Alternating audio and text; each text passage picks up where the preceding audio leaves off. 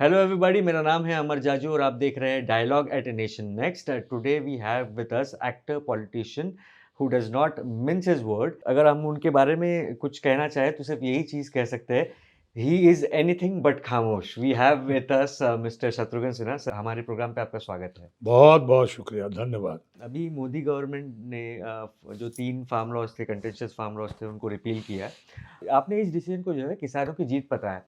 BJP government एक full majority parliament होने के बावजूद भी ये लॉज इंप्लीमेंट नहीं कर पाई। आपको क्या लगता है, ये एक तरीके की सिंबॉलिक डिफीट है बीजेपी की?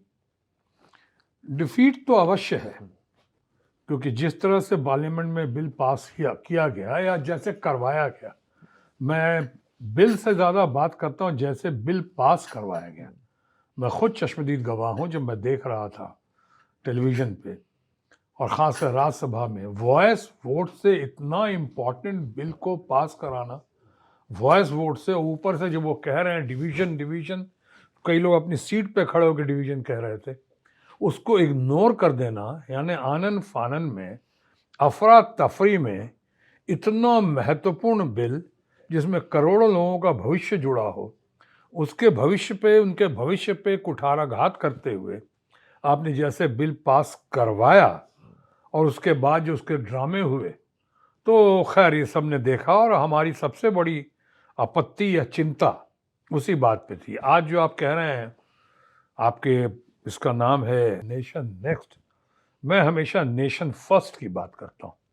और नेशन फर्स्ट की बात करें तो फिर ये कहना बिल्कुल गलत नहीं होगा कि इतने दिनों के बाद जिस तरह से ये अभी बिल वापस किया गया, ये मजबूरी थी कि जोर ज़बरदस्ती थी कि सत्याग्रह का कमाल था कि किसानों के आंदोलन का जादू था, उनका पेशेंस, उनके अनुशासन और उनकी कंसिस्टेंसी मांगों की।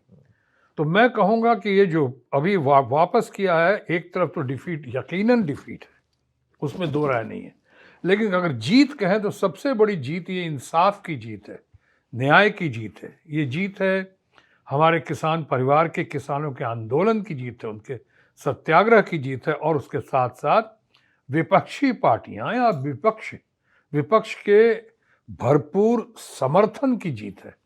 और इसीलिए ये जीत में जब अभी आपने देखा, अभी लोग तड़प गए हैं, लोग हिल गए हैं, और ऐसे जनता को तो बहुत खुशी हुई।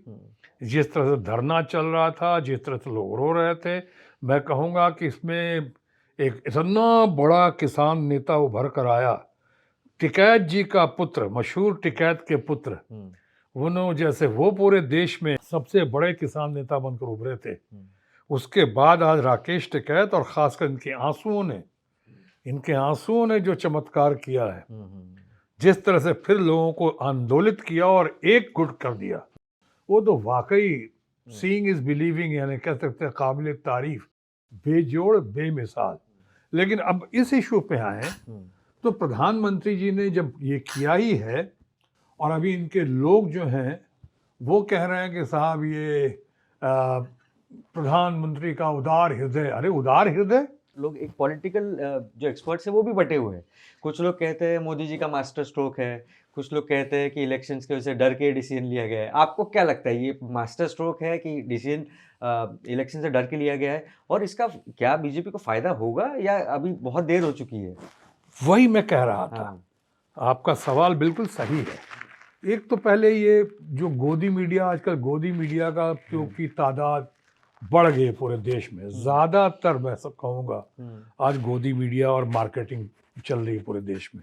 अब इसको मार्केटिंग करने की कोशिश करें। जैसे शुरू में आए थे मोदी जी, हमारे दोस्त हैं, देश के प्रधानमंत्री हैं, और जब शुरू में आए तो क्या मार्केटिंग होती थी, मोदी मोदी मोदी।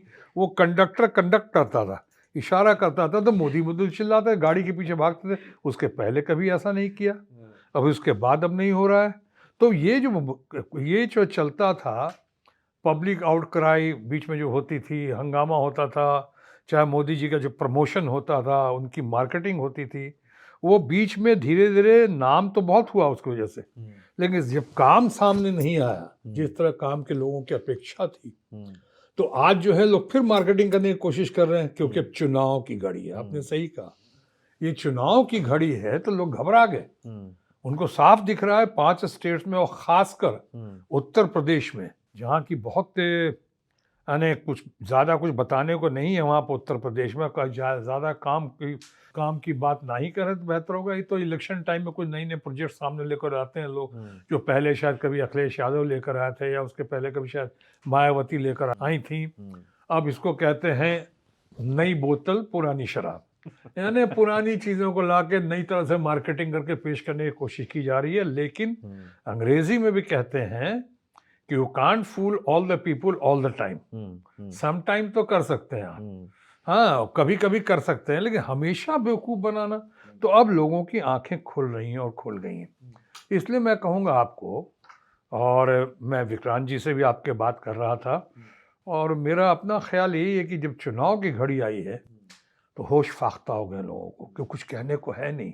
तो कभी कोई जिन्ना की बात कर देता है, अब मुझे रूलिंग पार्टी के लोग, कभी कोई भाईजान और चाचा जान और क्या क्या, ये सब बातें जिनका इशू से कोई मतलब नहीं है। ये सब बातें मुद्दे डाइवर्ट करने को जैसे पहले किया जाता था मार्केटिंग के दौर में, कब्रिस्तान शमशान इस तरह की बातें हो रही थी। अरे इशूज़ पे आओ जो भारत में है, चाहे मराठी हो कि बंगाली हो कि बिहारी हो कि उत्तराखंड का हो, हरियाणवी हो या पंजाबी हो, जो हमारे देश में भले ही किसी मज़हब का हो, किसी ज़ात का हो, किसी जाति का हो, वो हमारा भारतवासी है, हमारी भारत माँ के संतान है और सब एक समान है।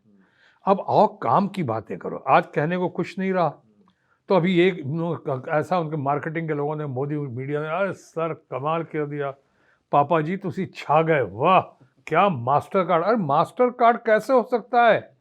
साल भर के बाद आप आंदोलन, अब कहते हैं हम अपनी मांगे वापस, सारी मांगों उन्होंने मान ली और इन्होंने कहा कि बिल वापस करते हैं, कृषि कानून यानी जिसे लोग कई लोग कहते हैं काला कृषि कानून, उसको वापस कर लिया आपने। तो फिर किस कीमत पे किया आपने?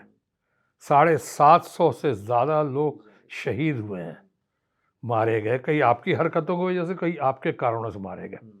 उसके बाद जो उनको जिल्लत, ह्यूमिलिएशन, क्या क्या नामों से उनको नहीं कहा है, उनके परिवार पे क्या गुजरती होगी कि उनके माता पिता को आप कभी आतंकवादी कह रहे हो, कभी दूसरे मुल्क से उनको जोड़ रहे हो, कभी उनको मवाली कह रहे हो, कभी देशद्रोही कह रहे हो, कभी ये, ऊपर से सर्दी हो कि बरसात हो, जिस तरह से उन्होंने सही मानों में झेला है और जो गुजरी है, अब अचानक कृषि कानून वापस ले रहे हैं। तो आपकी बात मैं कह रहा हूँ कि अब तो यही कह सकते हैं, बड़ी देर कर दी मेहरबान आते आते। अब तो आपको झेलना पड़ेगा, और ना सिर्फ झेलना पड़ेगा, बहुत और बातें भी माननी पड़ेंगी। अब आज मैं आपके नेशन नेक्स्ट में कह रहा हूँ, नेशन फर्स्ट का ख्याल रखते हुए कि ये माननी पड़ेंगी, चाहे MSP की डिमांड है, चाहे आज जो केसेस वापस लेने की हैं, या इतने लोग जो मरे हैं, शहीद हुए हैं, उनके मुआवजे की बातें हैं, उनको कंपनसेशन हेवी मिलना चाहिए, उनको केसेस वापस लेने चाहिए इंक्वायरी के बाद, जो जेन्युइन केसेस हैं ज़रूर वापस लेने चाहिए, जो अदरवाइज केसेस हैं हम उसके बारे में नहीं कह रहे हैं। तो ये सारी बातें, और मुझे लगता है ये सारी बातें भी माननी पड़ेंगी। इस बार पार्लियामेंट सेशन है, हमारी शुभकामना है प्रधानमंत्री के साथ और ख़ासकर PMO के साथ और उनके सलाहकारों के साथ कि भगवान उन्हें अच्छी बुद्धि दे। एक शुरुआत की है उन्होंने, लेकिन बाकी चीज़ें भी करनी पड़ेगी। Good sense must prevail upon them, बस ठीक होगा। सर आप एक सीजन्ड पॉलिटिशियन हैं, आपको पॉलिटिकल सर्कल्स में आपको काफ़ी लोग, बहुत सारे लोग रिस्पेक्ट करते हैं, चाहते हैं, प्यार करते हैं। उसी तरीके से एज एन एक्टर भी आपको लोग रिस्पेक्ट करते हैं, आपकी कला की कदर करते हैं। हाल फिलहाल में एक मामला आया एंटरटेनमेंट इंडस्ट्री में, जिसने एंटरटेनमेंट इंडस्ट्री में तो खलबली मचाई। It also sent ripples across the political circles. Shahrukh Khan ji के बेटे आर्यन खान को एक ड्रग्स केस में अरेस्ट किया गया, जुडिशियल कस्टडी में उन्हें रखा गया 1 महीना। बाद में पता चला कि उनके अगेंस्ट कुछ एविडेंस था ही नहीं। तो क्या आपको लगता है कि स्टार किड्स इन सब स्कैंडल्स में थोड़ा सा ज़्यादा वल्नरेबल होते हैं, और has Aryan Khan paid the price for being a star kid? और बहुत सारे प्राइस पे करने की बात हो रही थी, वो तो कहीं रास्ते में मामला रुक गया। अब कुछ लोगों ने कहा कि और बहुत हेवी प्राइस पे करना था उसने, और कुछ करने की कोशिश की गई और करवाने की कोशिश की गई। मैं पहले तो ये कह दूं कि पूरे फिल्म इंडस्ट्री से या शायद मुंबई में भी नवाब मलिक साहब तो बहुत मैच्योर्ड हैं, बहुत अच्छे आदमी हैं, बहुत दमदार हैं, बहुत जानदार हैं, बहुत ही शानदार इंसान हैं नवाब मलिक, और बहुत मैच्योरिटी के साथ बहुत तरीके से तौर तरीके से उन्होंने पेश किया इस चीज़ को। लेकिन उसके पहले अगर आप देखेंगे तो सारी फिल्म इंडस्ट्री से भी और अदरवाइज भी सबसे पहले खुलकर मैं ही सामने आया था। हालांकि ये मेरा कोई कर्तव्य नहीं था, मुझे इसके लिए किसी ने कहा नहीं था, मुझे कोई शाहरुख खान के यहाँ से या कहीं से कोई ये नहीं आया था, फरमान नहीं आया था कि आपको बोलना है या ऐसा बोलना आपका कर्तव्य है। मैं चूँकि स्पेड को स्पेड कहने का मादा रखता हूँ, एक आप लोगों की वजह से, अब प्रभु की असीम अनुकंपा है, अल्लाह ताला का फजल है कि आज तक मेरे ऊपर ख़ुद कोई एलिगेशन नहीं है, कोई आरोप नहीं है। बहुत लोगों की नज़रों में बेदाग छवि का इंसान हूँ और सिद्धांतों पे लड़ता हूँ, भिड़ता हूँ।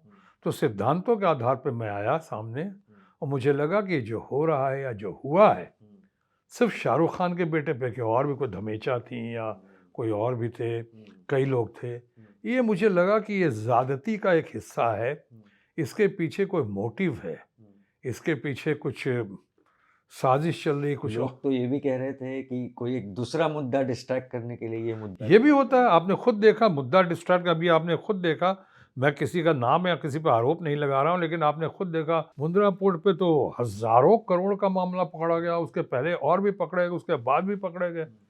तो वहां से चाहे और बहुत सारे राजनीतिक गतिविधियां जो हो रही थी, उनसे ध्यान हटाने के लिए एक बलि का बकरा ऐसा दिखा कि एक बलि का बकरा एक शाहरुख खान को पकड़ा। तो ऐसे भी फिल्म वालों को लोग मानते हैं कि बड़े आसानी से विपिंग हॉर्स है, जिसको चाहो परेशान कर दो, इनमें एकता नहीं है, ये लोग एकजुट नहीं रहते हैं, एकजुट नहीं रहते हैं, एक दूसरे का साथ नहीं दे पाते, वेरियस रीजन से। और अब तो मोदी सरकार आने के बाद हमारे दोस्तों में भी बहुत मतभेद हो गया और डिवीज़न हो गया है। अभी तो अलग अलग ग्रुप हो गए हैं। ये ग्रुप होता है जिसको पद्मश्री ग्रुप बोलते हैं, ऐसा ग्रुप है उस जिसको ग्रुप पे भी मैं सर आना चाहता था। आपने जब पिछले साल हमने बात की थी वुमेन्स डे के अवसर पे, तो आपने कहा था कि सोनू सूद को एक पद्मा अवार्ड मिलना चाहिए अगर वो नॉमिनेट होते हैं, क्योंकि उनका जो काम उन्होंने पैंडेमिक में किया है उस हिसाब से उन्हें वो अवार्ड मिलना चाहिए, वो डिजर्व करते हैं। उन्हें पद्मा अवार्ड तो मिला नहीं, उन्हें आईटी रेड्स मिल गई। तो इस पे आपका क्या कहना है? वही और पहले वो आईटी रेड्स में तब against the backdrop of him meeting with Arvind Kejriwal ji in Delhi.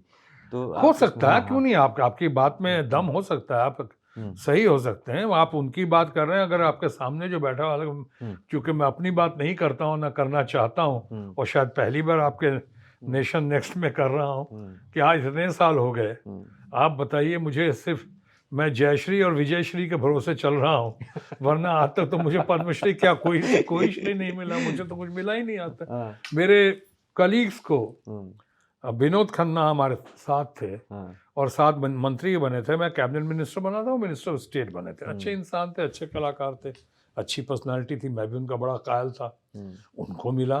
उनको मिला अच्छा दादा साहब फाल्के अवार्ड मिला उनको मरणोपरांत, और अच्छा लगा हम लोगों को। अभी अभी जिसने हमारे किताब में इतना बड़ा कलाकार जो रजनीकांत हैं, जिसने हमारी बुक जिसका आपने जिक्र किया एनीथिंग बट खामोश, उसमें उसने लिखा कि शत्रुघ्न सिन्हा हमारे गुरु हैं, और मैं उनको इतना मानता रहा, उनको इतना कॉपी करता रहा। मैंने प्यार से लिखा है, सम्मान के साथ मैं कह रहा हूँ। उनको अभी दादा साहब फाल्के अवार्ड मिला, मुझसे कई जूनियर्स को मिल चुका है, बड़े बड़े अवार्ड्स मिल चुके हैं, कई को तो पद्म भूषण और पद्म विभूषण भी मिल चुका है, कोई पत्रकार को भी मिल चुका है, बहुत। यानी जो आपके ग्रुप के हैं उनको मिला है। मैं तो शायद शुरू से ही, हर पार्टी ने मुझे शायद अपोजिशन ही समझा कि शुरू से सच्चाई से सामना करने के लिए और सच्चाई के लिए भिड़ने के लिए। आज तो मैंने कहा ना, बस मेरा काम जो है वह आप लोग की दुआ से और जनता जनार्दन के समर्थन से विजय श्री से काम चल रहा, अंतो गतवा, वरना हमें तो आज तो कुछ नहीं मिला। लेकिन चलो, मैं तो कहता भी नहीं हूँ, मैं तो कहता हूँ उफ न करेंगे, लब सी लेंगे, आंसू पी लेंगे, कोई बात नहीं। लेकिन मैं सच्चाई से, सिद्धांतों से समझौता नहीं करूँगा, और इसीलिए उसी बात पे कहता हूँ सोनू सूद को क्या, और बहुत सारे लोग ऐसे हैं, अब किसका, सोनू सूद बहुत काबिल लड़का है, बहुत अच्छा है इंसान है, उसने बहुत कुछ किया है। मजदूर हमारे जब देश के सड़कों पे आ गए और एकदम इस तरह से बिलख रहे थे, रो रहे थे, नंगे पैर, छाले पड़े हुए पैरों से, जब सैकड़ों किलोमीटर चल रहे थे, बस के ऊपर जा रहे थे, ट्रेन के नीचे मर गए कितने हमारे अपने वो अपने भारतीय, हमारे अपने हिंदुस्तानी, हम्म, कई लोग बसों से, रास्ते में, उन सब को छोड़ के हम्म, आप उनको आज जब घड़ी आती है कि एक मान सम्मान देने का, भाई हम्म, सरकार के लिए भले आपको लगता नहीं किया हो, लेकिन सरकार जो नहीं कर रही थी वो सोनू सूद ने करने की करने की कोशिश की, कोशिश की और किया और भी है। समाज के लिए किया उसने।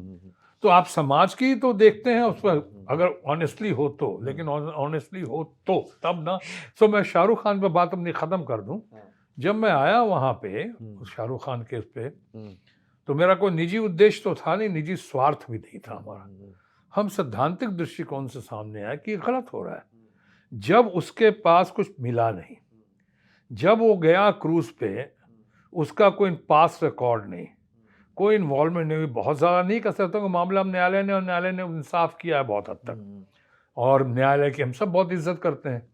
लेकिन उसके पास उसको जो पकड़ा गया, तो दूसरी पार्टी के लोग उसको हाथ पकड़ के खींच रहे हैं, वो कहाँ से अंदर आ गए? वो तो दूसरे पार्टी के जो कार्यकर्ता हैं कि कुछ फरार हैं, जिन पे पुलिस केस है, ऐसे लोग उसमें एनसीपी के उस रेड में क्या कर रहे थे?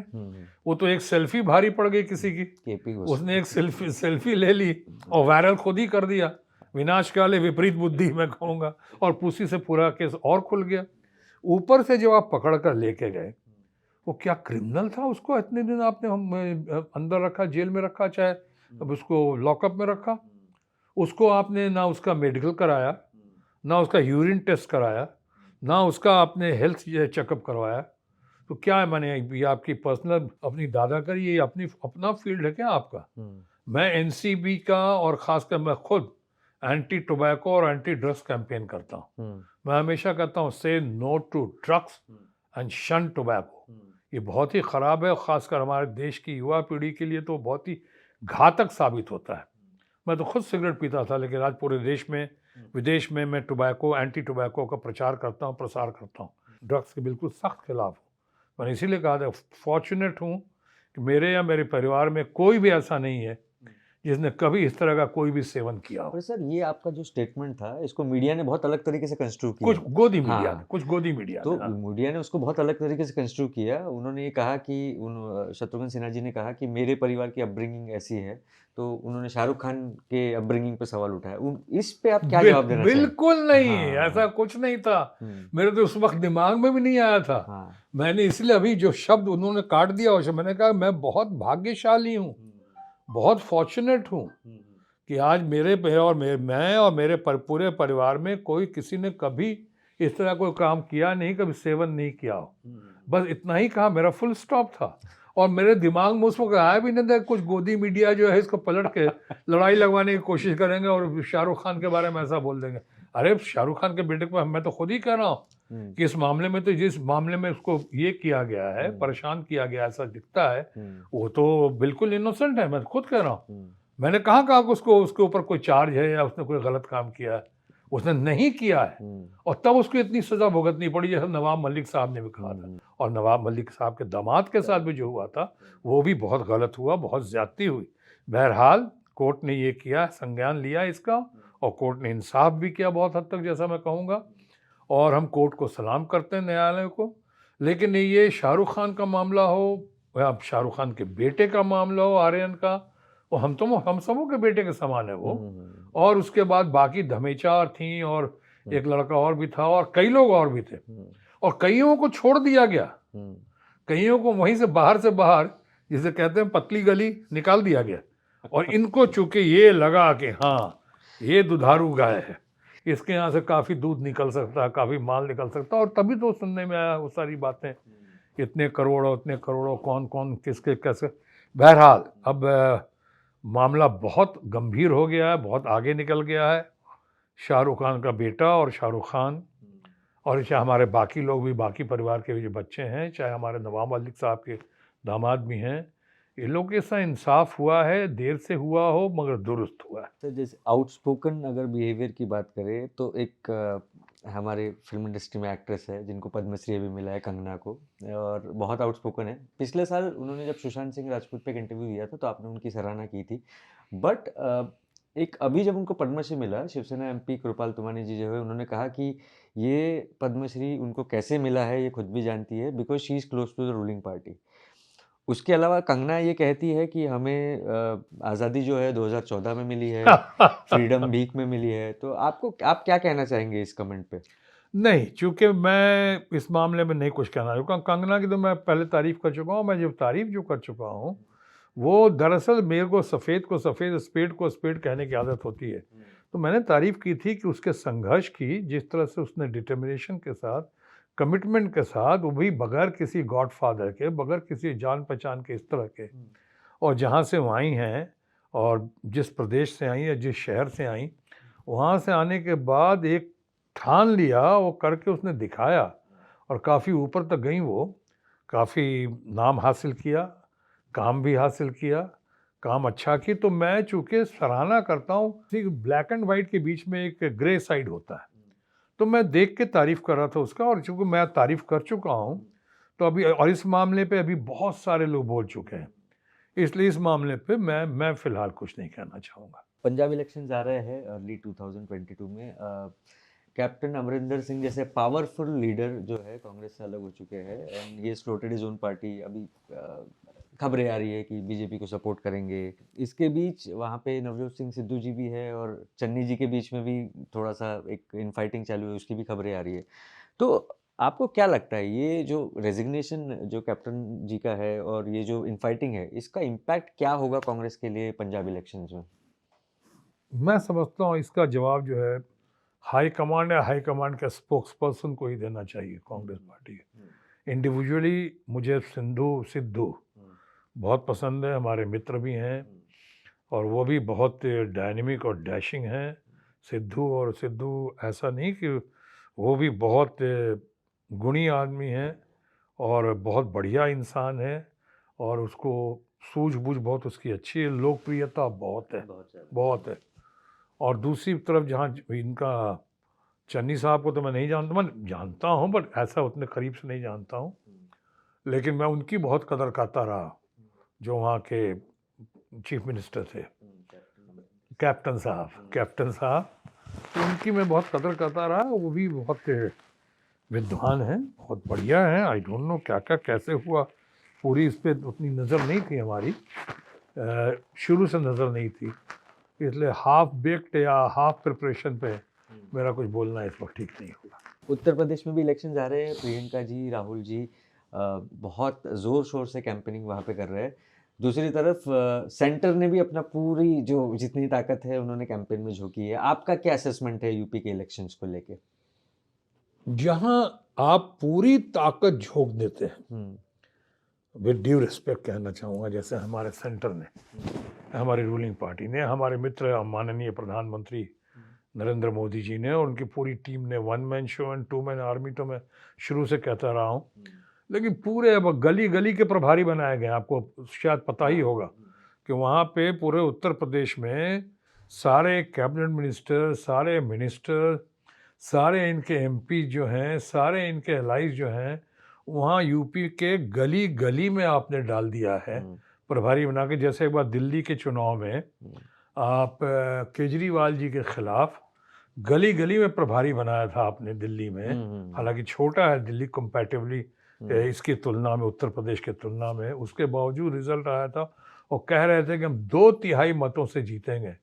तो 2/3 मतों से तो नहीं जीत सके दिल्ली, 2-3 सीटें भारतीय जनता पार्टी को अवश्य आ गई थी और वो स्कूटर पार्टी बन गई और केजरीवाल स्वीप करके गया थे। सो मैं इस पे वापस आके कहना चाह रहा हूँ कि उत्तर प्रदेश में जिस तरह से आपने एकदम पूरी, जैसा आपने कहा, पूरी ताकत झोंक दी है, गली गली में हमारे मित्र चाहे राजनाथ सिंह जो हों तो उनको कहीं का प्रभारी बनाया, तो कहीं किसी और को बनाया, तो सबको बनाया।